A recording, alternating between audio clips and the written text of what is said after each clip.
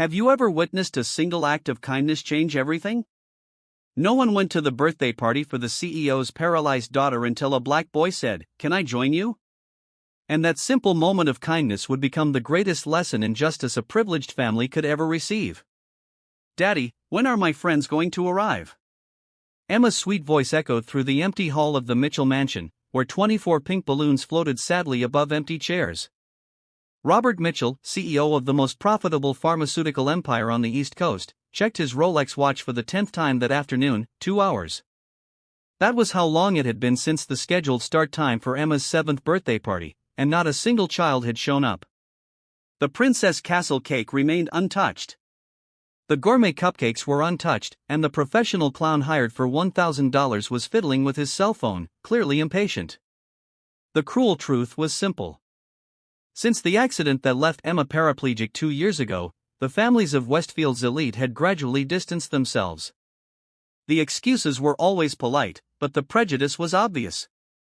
A wheelchair bothered them. The reality of disability made them uncomfortable. They must be stuck in traffic. Princess Robert lied, adjusting his Italian tie as he watched his daughter maneuver her custom-made wheelchair. Her every movement was a painful reminder of Margaret, his wife, who died in the same accident that injured Emma.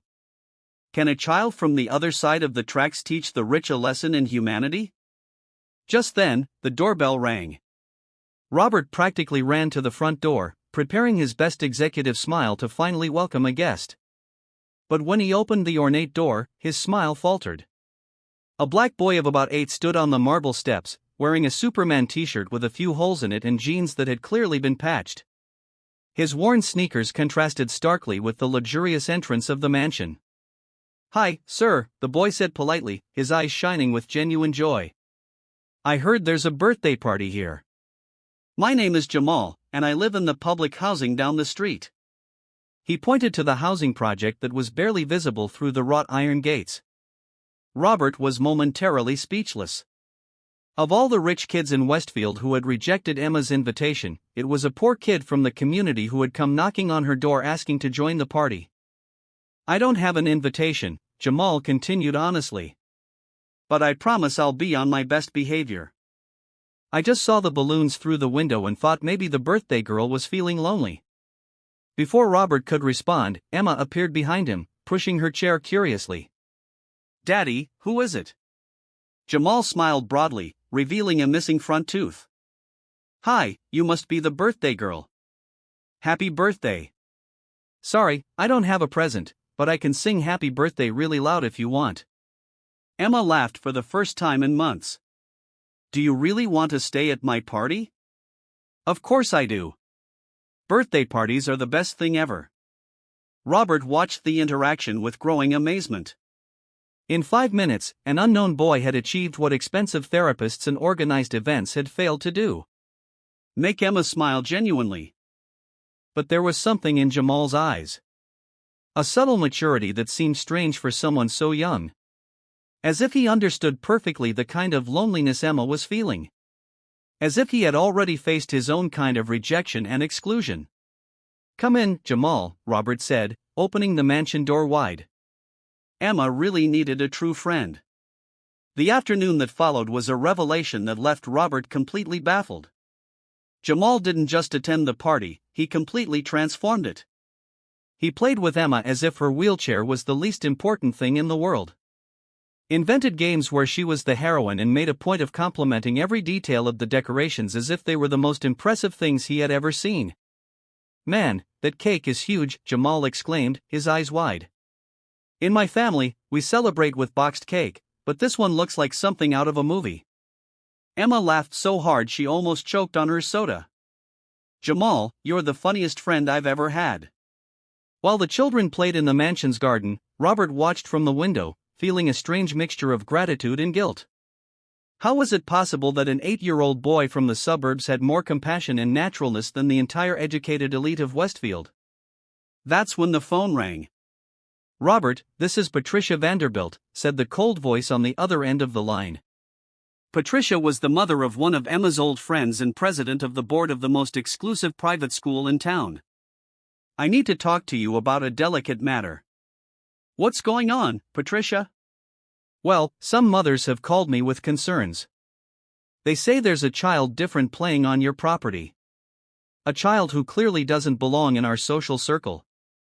Robert felt the blood rush to his head. Are you talking about Jamal? The only boy who cared enough to show up at my daughter's party. Robert, you need to understand our position. We have traditional families with certain standards. We don't want our children mixing with unsuitable elements, especially considering Emma's fragile state. The coldness of her words hit Robert like a punch. Inappropriate elements. Patricia, you're talking about an 8-year-old child. A child from that housing project. Robert, we all know what kind of people live there. Drugs, violence, lack of family structure. Do you really want to expose Emma to that influence? Through the window, Robert could see Jamal carefully pushing Emma's wheelchair through the garden. Both of them laughing as they pretended to be race car drivers. The scene was so pure and joyful that it contrasted brutally with the venom coming out of the phone. You know what, Patricia? Jamal has shown more class and manners in 2 hours than you have in years of friendship. Robert, don't be naive. These people always have ulterior motives. They're probably already planning how to exploit his generosity. After he hung up the phone, Robert stood still, watching the children. For the first time in 2 years, Emma was genuinely happy, and he was being attacked for it. Later, as Jamal was getting ready to leave, something happened that Robert would never forget. Emma took her new friend's hand and said, "Jamal, are you coming back tomorrow?" "If my dad lets me, I'll be back every day." Jamal replied, smiling broadly. "What if people say bad things about you?" Jamal was serious for a moment. A surprising maturity shining in his young eyes. "Emma, my grandmother always teaches me one important thing. People who judge by appearances can never see people's hearts. And people with good hearts don't care what bad people think." Robert felt a lump in his throat. This 8-year-old boy had more wisdom about human dignity than any of the multimillionaire CEOs he knew. "Jamal," Robert said, kneeling down to the boy's height. "You will always be welcome in this house. Always. Thank you, Mr. Mitchell. And don't worry about what people will say. My family has been through much worse, and we always come out stronger." There was something in the way Jamal said it that made Robert realize there was much more to that family than meets the eye. A quiet strength, a dignity that neither poverty nor prejudice could break.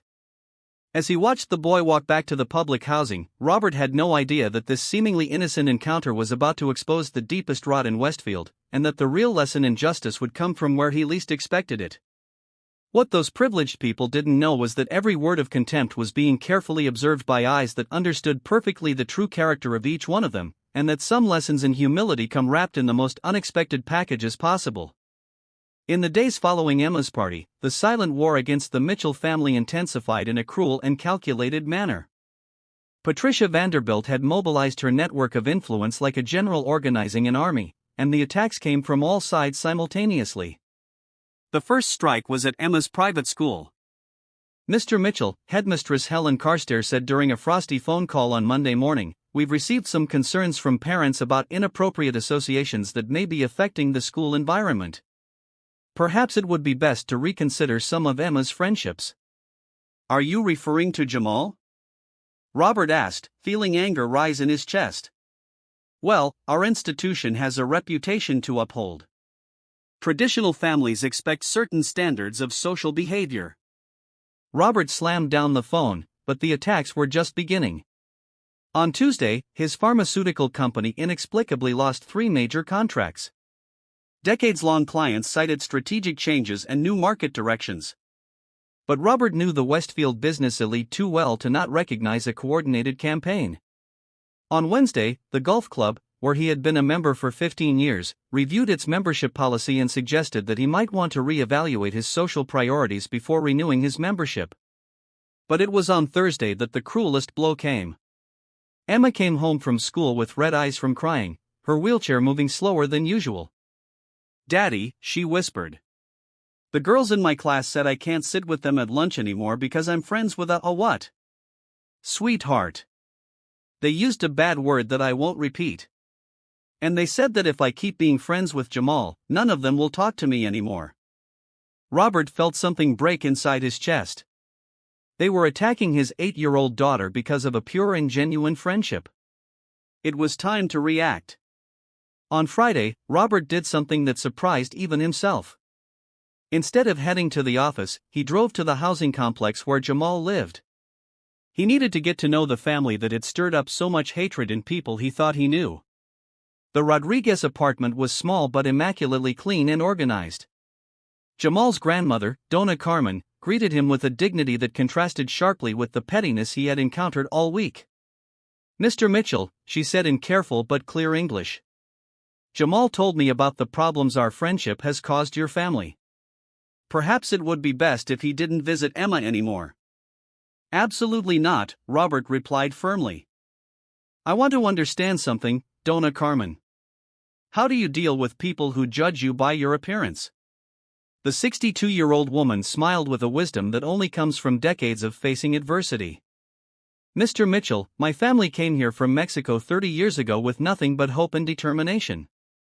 Jamal was born here, but from an early age, he learned that not everyone will see him for his character. We taught him that when people show us who they really are, we believe in them. And when they try to make us feel small, we remember that our dignity does not depend on the approval of those who have no heart."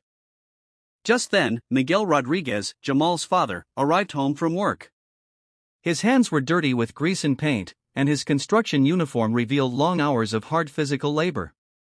But when he greeted Robert, his posture showed unshakable pride. "Mr. Mitchell, I want you to know that our family is not looking for charity or special favors. We work hard for what we have, and we have taught Jamal to do the same." "Miguel," Robert said, extending his hand. "I want to propose something.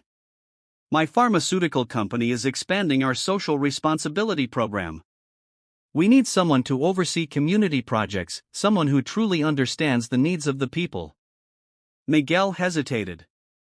"Mr. Mitchell, I didn't go to college. I'm just a construction worker. You have something more valuable than a diploma. You have integrity. You know your community, and you've raised an extraordinary son. The salary would be 4 times what you make in construction." Donna Carmen interrupted, tears welling in her eyes. "Why are you doing this for us?" "Because you remind me of who I used to be before I became part of a world that measures value by the money in the bank." But there was something else Robert hadn't revealed. Throughout that week of coordinated attacks, he had been secretly documenting every move, every phone call, every suspicious cancellation. As the CEO of a multi-million-dollar pharmaceutical company, Robert had resources and connections Patricia Vanderbilt couldn't even imagine. Dr. James Thompson, his personal lawyer and friend of decades, had been discreetly hired to investigate the real motives behind the campaign against his family. What they discovered was far worse than simple social prejudice.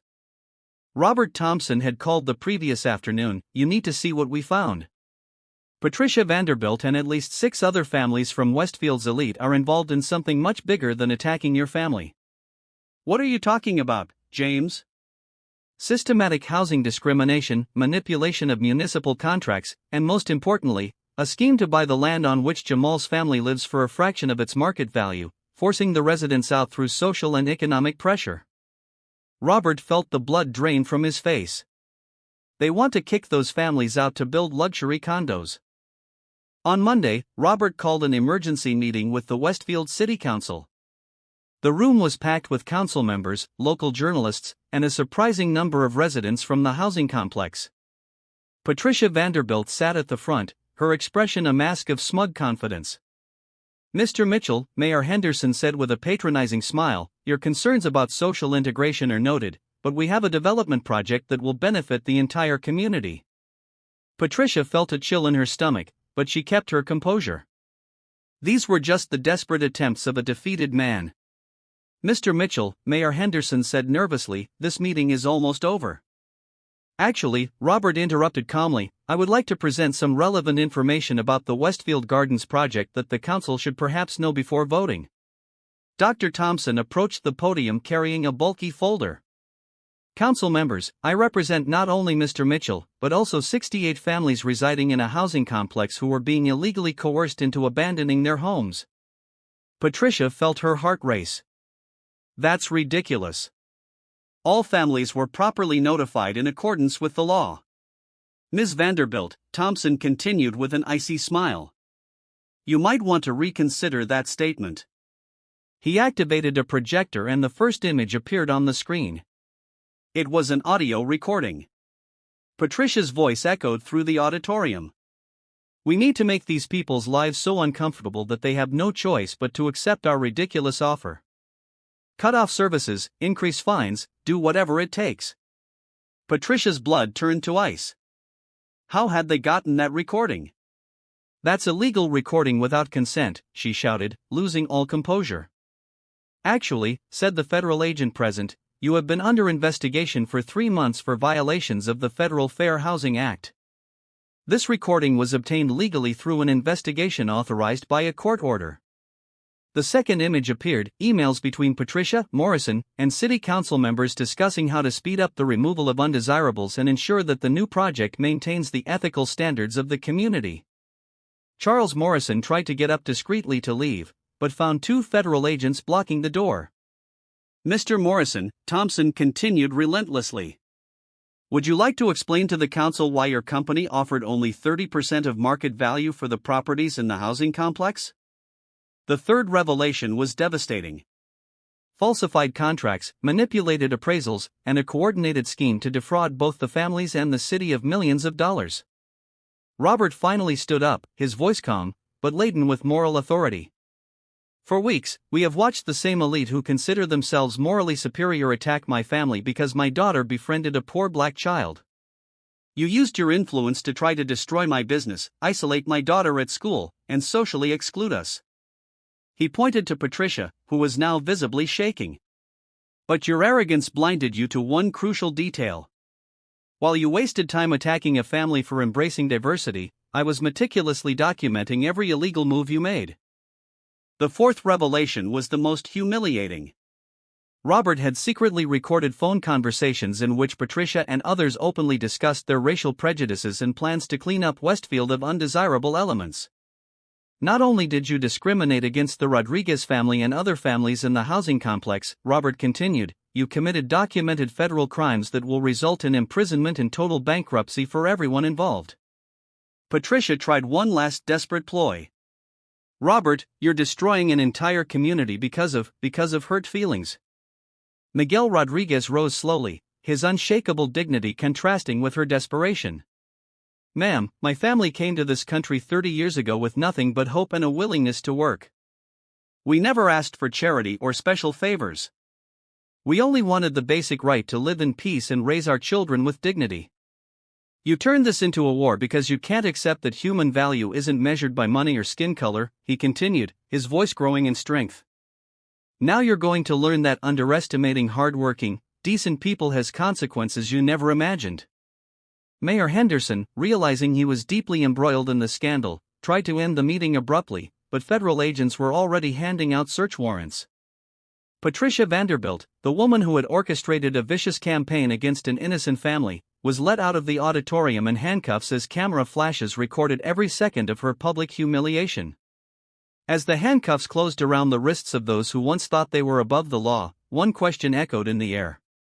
Can true justice really heal such deep wounds? Or must some lessons about humanity be learned in the most painful way possible?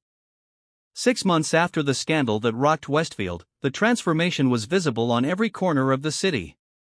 Robert Mitchell was in his redesigned office, now decorated with drawings by children who had benefited from his pharmaceutical company's social programs when Emma rolled in, pushing her wheelchair with renewed energy. Dad, look, she exclaimed, showing him a photo on her tablet. Jamal won first place at the school science fair. His project on preventive medicine in the community was chosen to represent the city at the state fair.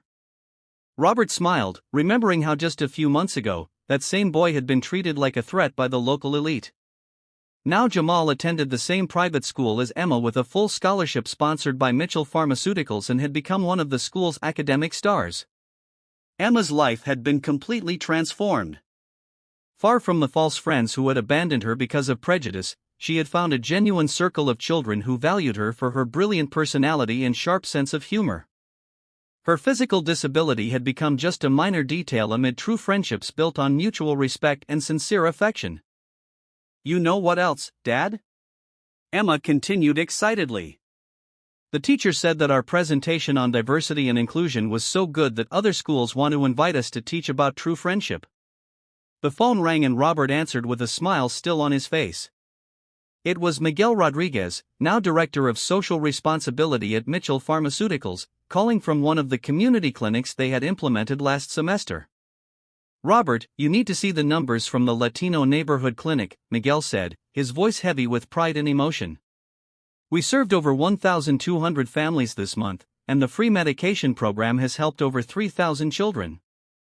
Donna Carmen is here with me and she wants to thank you personally." Donna Carmen's frail but determined voice echoed through the phone. "Mr. Mitchell, my family came to this country with only hope and faith. We never imagined we would find someone who would turn our hope into real opportunity. My grandson is studying preventive medicine because you showed us that dreams can come true when they meet generous hearts." Robert felt his eyes well up. The pharmaceutical company he had inherited and expanded for decades had finally found its true purpose. Profits had not only been maintained, but had increased exponentially when they shifted their focus from exorbitant margins for a select few to volume and accessibility. Meanwhile, across town, Patricia Vanderbilt faced a drastically different reality. Sitting in a modest apartment, a brutal fall from her former $2 million mansion, she pored over piles of legal documents that sealed her financial and social ruin. Federal investigations had uncovered not only the real estate scheme, but a web of corruption that stretched back decades. Patricia had lost literally everything. Her home, her investments, her social status, and most of all, her family's respect. Her adult children had completely cut her off, ashamed by the public exposure of her prejudices and crimes. Charles Morrison, the developer who had orchestrated the real estate scheme, was serving an 8-year federal prison sentence. His company had gone bankrupt and the properties he had planned to steal from the families in the housing complex were turned into a model community center providing education, healthcare, and job opportunities for the entire region. Mayor Henderson had resigned in disgrace and been replaced by Maria Gonzalez, the first Latina mayor in Westfield's history, elected on a platform of inclusion and social justice. Her first act had been to appoint Miguel Rodriguez as special advisor for community development. The private school where Emma studied had undergone a complete administrative revolution. Former principal Helen Carstairs was fired for discrimination and replaced by Dr. James Patterson, a black educator with a PhD in inclusive education. The scholarship program was expanded and the institution became a national model for diverse and inclusive education. But perhaps the most significant transformation took place in the heart of the Westfield community. Families that had previously isolated themselves in their bubbles of privilege began to actively participate in community programs. Children from different socioeconomic and ethnic backgrounds played together in parks. Parents from diverse cultures collaborated on school projects and the town developed a genuinely multicultural identity. Robert implemented a revolutionary program at his company. For every high-margin drug sold to patients with premium health insurance, an identical drug would be provided free of charge to low-income families. The model became so successful that other pharmaceutical companies began to emulate it, creating a wave of change throughout the industry. The community clinic founded on the former site Patricia wanted to steal became a regional medical referral center. Donna Carmen, despite her advanced age, volunteered 3 times a week, teaching other immigrant families about preventive health care and basic citizenship rights. Jamal and Emma had become local symbols of genuine friendship transcending social barriers. They were invited to speak at conferences on inclusion, appeared on local television shows, and their stories inspired educational changes in dozens of schools across the region. "Daddy," Emma said one afternoon as she and Jamal were finishing a school project on social justice. "Do you remember when I was sad because no one came to my party?" "Of course I do, sweetheart. Now I understand that it was the best thing that could have happened. If those fake kids had come, I would never have met Jamal and his wonderful family. Sometimes bad things happen to make room for much better things." Jamal nodded wisely, his maturity impressive for someone so young. My grandmother always says that when people show you who they really are, believe them the first time. Those people showed that they were prejudiced and mean. You showed that you are generous and fair. Now everyone can see the difference. Robert watched the two friends and realized that they had understood something that many adults take decades to learn. A person's value is not measured by his bank account, the color of his skin, or his address, but by the content of his character and the way he treats others. Mitchell Pharmaceuticals had become the most respected company in its industry, not only because of its record profits, but because it had proven that ethical business and social responsibility not only coexist, but reinforce each other. Robert received weekly invitations to speak at universities and business conferences about how to transform organizations through genuine values. Patricia Vanderbilt, on the other hand, had become a symbol of everything that was wrong with the privileged elite. Occasionally, Robert would see her at the grocery store in the neighborhood where she now lived, carefully avoiding any eye contact. Her fall had been so complete in public that it became a case study in business schools about the consequences of leadership based on prejudice and corruption. One afternoon, exactly 1 year after the scandal, Robert was reading to Emma and Jamal in the mansion's garden when he received an unexpected call. "Mr. Mitchell, this is Patricia Vanderbilt." Robert hesitated but decided to answer. "What can I do for you, Patricia?" I would like to apologize for the terrible things I did, said, and thought about your family and the Rodriguez family. I lost everything and deservedly so, but I finally understand how wrong I was. Patricia, I appreciate your words, but my apologies should go to the families you tried to harm, not to me. I've already done that. I wrote letters to Miguel, Carmen, and even little Jamal. I know I can never undo the harm I've caused, but I wanted you to know that your family taught me a lesson I should have learned decades ago." "What lesson?" "That true wealth has absolutely nothing to do with money." After hanging up, Robert reflected on how justice had taken such a complete and satisfying form. Patricia had not only lost her status and fortune, she had been forced to confront the terrible person she had become and perhaps for the first time in her life showed genuine remorse. The story of Robert Mitchell and Jamal Rodriguez proved that when you plant seeds of kindness and justice, even in seemingly barren soil, the garden that grows can transform entire communities. Sometimes the best revenge against prejudice is not to destroy those who hurt you, but to build a world where that prejudice can no longer flourish. If this story touched your heart and strengthened your faith in human kindness, subscribe to Black Voices for more stories that prove that true justice always finds its way to those who have the courage to plant.